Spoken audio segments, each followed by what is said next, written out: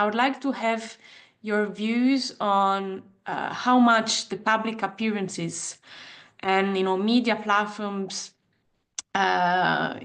portraying Jolani al-Shara play in shaping both the local but also the international perception of HTS, and whether you have felt from your point of view that there was an actual strategy. So this is extremely interesting because in terms of political communication, it's very interesting to analyze the evolution of Ahmed al-Shara. So in 2012, when he was still al-Baghdadi envoy to Syria, he did not appear in public. He was branded terrorist and so on.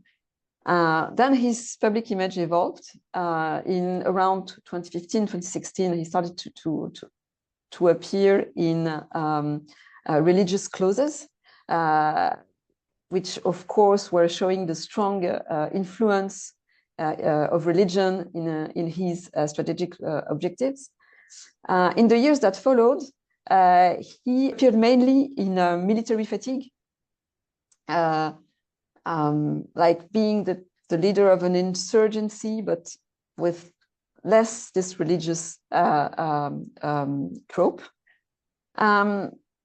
Then there was an appearance in 2021 when he gave an interview to Frontline Media, and he already appeared at that time in a suit, which was a way for him to institutionalize himself. And now he's wearing a suit and tie. So the message conveyed by this evolution of clothes is quite striking, quite revealing of what he wants to show of his evolution and the evolution of the group.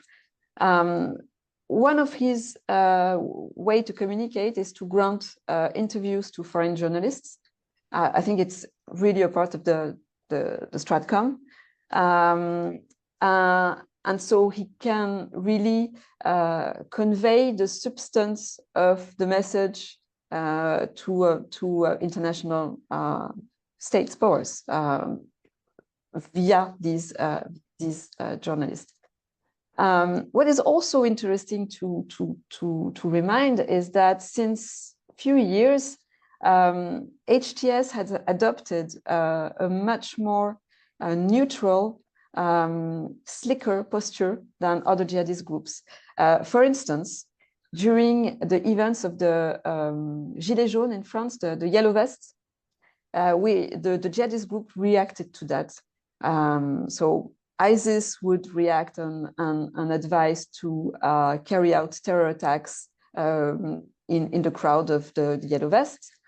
Al-Qaeda had a more political approach, saying, addressing its potential supporters and say, the French government is spending money to fight Islamic countries and to loot the resources of Islamic countries in Africa or in the Middle East, but they lack money at home.